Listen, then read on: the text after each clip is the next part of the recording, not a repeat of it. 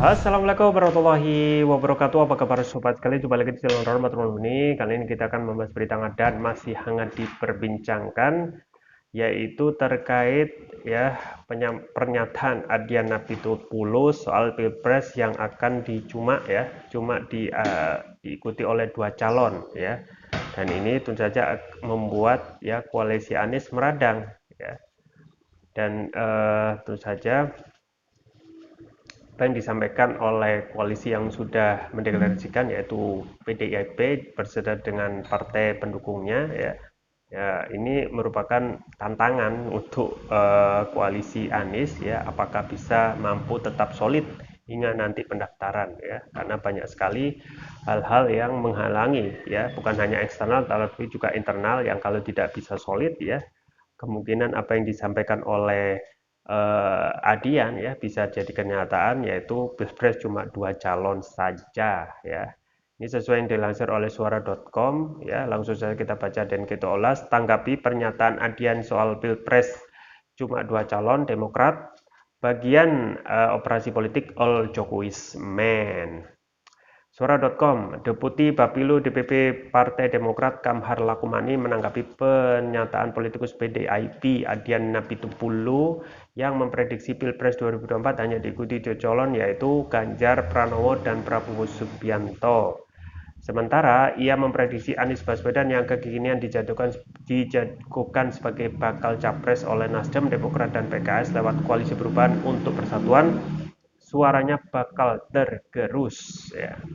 Suara yang tadinya mendukung Anies akan kembali ke Ganjar dan Prabowo selaku pemilik asal ya. Adapun hal ini menurut Adian tidak terlepas dari adanya endorse Presiden Jokowi terhadap Ganjar atau Prabowo ya. Berarti ya yang semulanya Adian itu menyampaikan nggak boleh ya mendukung Presiden mengendorse, tetapi ya saat ini ada hal yang tidak konsisten ya. Adian justru menyampaikan ada endorse entah itu antara Ganjar ya atau Prabowo oleh Presiden Jokowi.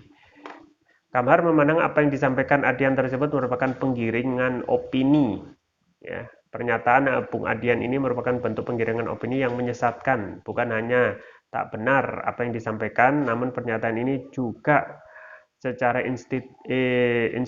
intuisi ya, memandang bahwa rakyat kita tak cerdas, kata Kamhar dalam keterangannya Senin. Menurut prediksi Adian di Pilpres mendatang hanya diikuti dua calon, tidak terlepas dari adanya upaya penjagalan terhadap Anies. Peran yang dilakukan Bang Adian ini jika kita melihat gambar besarnya merupakan bagian dari operasi politik all Jokowi's men. Bagian dari operasi besar untuk secara sistematis menjegal pencapresan Mas Anies, kata Kamhar. Karena sedang berkuasa dan didukung penuh kekuasaan, bisa menggunakan dan mengendalikan berbagai instrumen dan sumber daya untuk propaganda all Jokowi's men. Jadi lebih tepatnya peran Adian sebagai agitator, sambung Kamhar. Kamhar lantas menyinggung perlambatan dan kemunduran kerja pemerintah di berbagai sektor yang kini dirasakan oleh rakyat. Kamhar menyoroti sekaligus kasus korupsi dana bansos yang terjadi pada saat pandemi. Ia menilai rakyat tentu akan membanding-bandingkan bagaimana masa pemerintahan di era presiden sebelumnya, yakni Presiden ke-6 RI Susilo Bambang Yudhoyono dengan pemerintahan sekarang. Perbandingan itu, kata dia, mulai dari penciptaan lapangan kerja, pengentasan kemiskinan, peningkatan daya beli, pembangunan pendidikan dan kesehatan, pelestarian lingkungan, pembangunan demokrasi, penegakan hukum, pemberantasan korupsi, dan sebagainya. Jadi rakyat semakin tercerahkan dan tercerdaskan, karenanya rakyat menghendaki perubahan dan perbaikan. Agitasi murahan yang disampaikan Adian tak akan mendapatkan tempat, kata Kamhar. Ya itu ya sobat sekalian terkait dengan penyampaian pendapat ya, pernyataan ya yang terbilang keras ya, dan ini merupakan saywar yang sudah disampaikan ketika PDIP itu sudah mendeklarasikan baca pres ya. Salah satu yang bisa membuat senang ya koalisi koalisi PDIP atau Ganjar ya tentu saja nanti ya pada akhirnya yang maju cuma dua orang, maka itu akan ya membuat lebih fokus ya dan meninggalkan ataupun menggagalkan Anies Baswedan. Ya. Dan memang apa yang disampaikan Adian ya adalah suatu test case ya, cek ombak ya, bagaimana opini yang disampaikan Adian ini ya, meskipun ya kita ketahui sama tidak mungkin lah gitu ya, dukungan pada Anies itu merosot ya, ini juga akan apa namanya menjadi kenyataan kalau ini benar-benar tidak didukung oleh kesulitan koalisi Anies, yaitu Nasdem, Demokrat, dan PKS ya. Makanya Anies itu ya kesulitannya bukan hanya dari eksternal tapi juga internal. Ya. Bagaimana internal itu yang paling panas adalah sang ngebetnya Demokrat itu sendiri untuk ya mendorong menyampaikan siapa yang akan dijadikan cawapres Anies. Ya. Padahal partai-partai yang lain belum gitu ya, belum menyampaikan siapa yang akan digait sebagai cawapres. Bahkan Prabowo pun belum secara resmi mendeklarasikan sebagai baca pres ya, meskipun sudah disampaikan bersama gitu ya. Misalnya cawapres Gerindra, capres Gerindra yaitu Prabowo ya.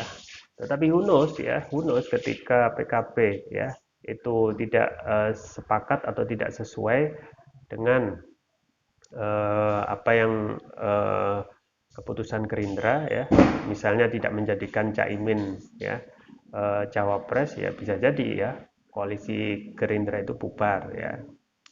Jadi masalah cawapres yang sering didalihkan bahwasanya ini yang menyebabkan survei Anies eh, merosot, ini juga ya bisa dibilang kurang tepat gitu ya, karena survei itu ya sebagian besar sebagai penggiringan opini ya, dan semua orang tahu gitu ya bahwasanya apa iya gitu ya, survei yang sering disajikan di publik itu pada saat Anies sudah dideklarasikan ya, sampai hingga saat ini tetap menunjukkan Anies itu pada posisi buncit ya.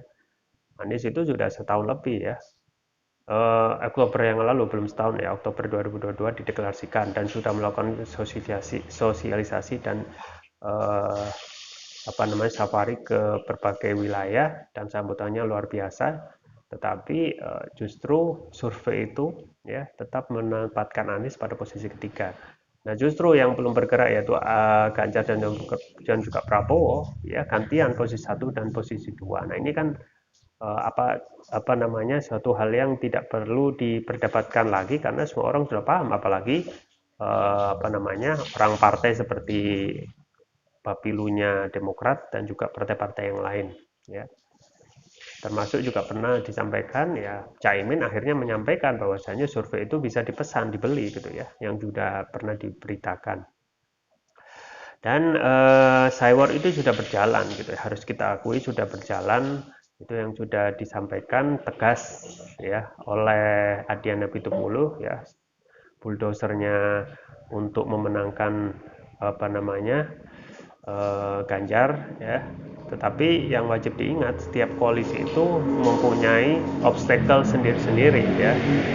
Jangankan Anies ya, internal koalisi pengusung Ganjar itu juga mengalami yang namanya krisis terkait kepercayaan ya terhadap dukungan terhadap Ganjar gitu ya.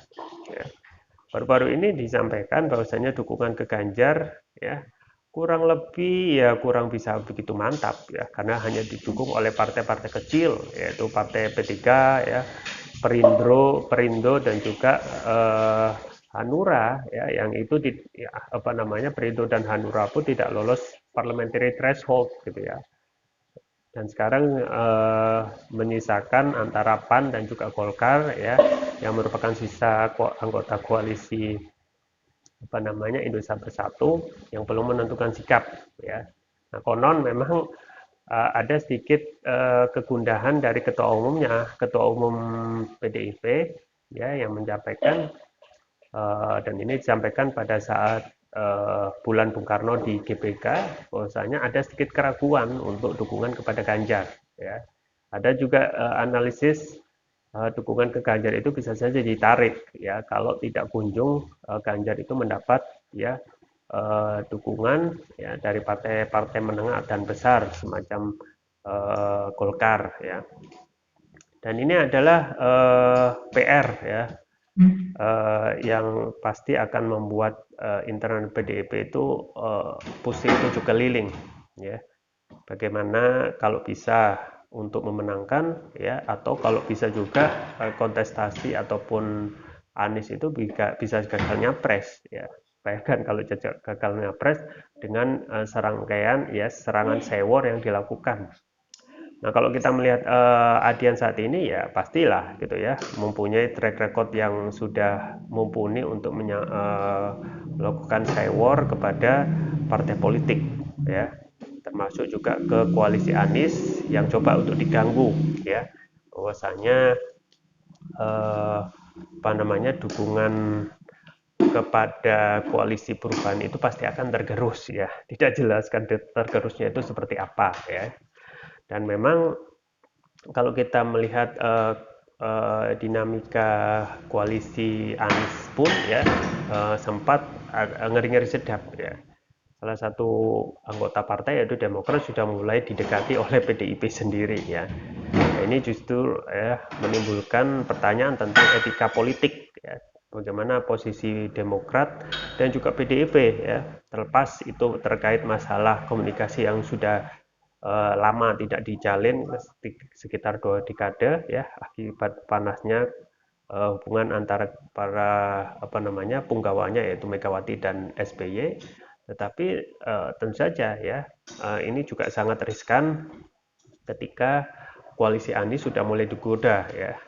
Tidak hanya cywar yang dilakukan oleh Adian ya dan juga konco-konconya, tetapi Partai Demokrat ataupun koalisi Anies sudah mulai dicoba diiming-imingi tentu saja ya, untuk ya kalaupun Demokrat itu pergi maka bubarlah gitu ya koalisi Anies, dan Anies tidak bisa nyapres karena ketika presidensial threshold 20% itu terus-menerus menggelayoti maka tidak bisa gitu ya, apa namanya,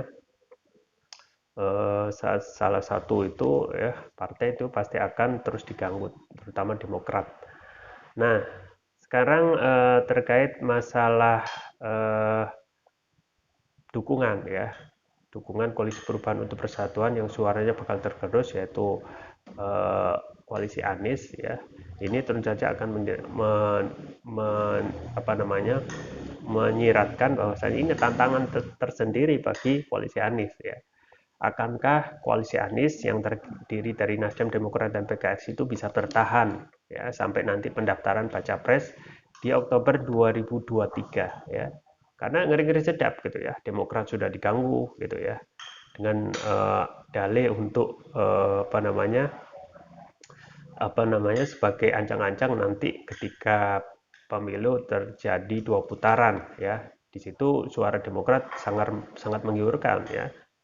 Entah nanti itu yang putaran kedua itu Prabowo Ganjar atau Anies yang juga maju melesat di putaran kedua ya. Tapi koalisi ini sudah diganggu gitu ya. Dan internal Demokrat sendiri terkesan satu-satunya yang sangat ngebet terkait isu cawapres Anies ya. Nasdem biasa saja ya, apalagi PKS yang terkesan nerimo ya. Tetapi Demokrat ini sering ya tidak sabaran untuk segera ya menyampaikan siapa sebenarnya yang menjadi cawapres Anies yang harus segera dideklarasikan ya. Karena ini yang kata Demokrat dianggap sebagai ya alasan survei Anies itu turun drastis ya. Ya itu bisa-bisanya tentu saja untuk mencari dalih ya, karena semua orang paham bahwasanya bagaimana survei itu ya, tidak mungkin ketua Bapilu Partai Demokrat ya yang menyampaikan itu ya, yaitu Andi Arief itu tidak mengetahui ya seluk-beluk survei yang terjadi jelang Pilpres gitu ya. Dan ini ya pertama ya ujian kepada koalisi Anies dan tantangan apakah bisa bertahan sampai nanti pendaftaran ya, dan apakah bisa ya apa namanya berbagai halangan rintangan ya yang dilewati Anies itu bisa dilewati dengan mulus ya, karena masih ada 2 halangan yaitu terkait PKD Puka Muldoko CS ya yang belum ada keputusan ya hingga saat ini. Yang kedua adalah kasus Formula E ya, yang coba untuk dibuka kembali dan coba untuk Prof Denny itu juga mewanti-wanti untuk fokus ya, karena barang hal yang tidak dijadikan fokus ya, nanti hasilnya bisa keputusannya ya terkait kasus Formula E yang kita semua tahu ya, terkesan dipaksakan, bisa jadi ya barang itu jadi kalau tidak publik itu fokus ya. Dan ini bisa jadikan sebagai pamungkas ya untuk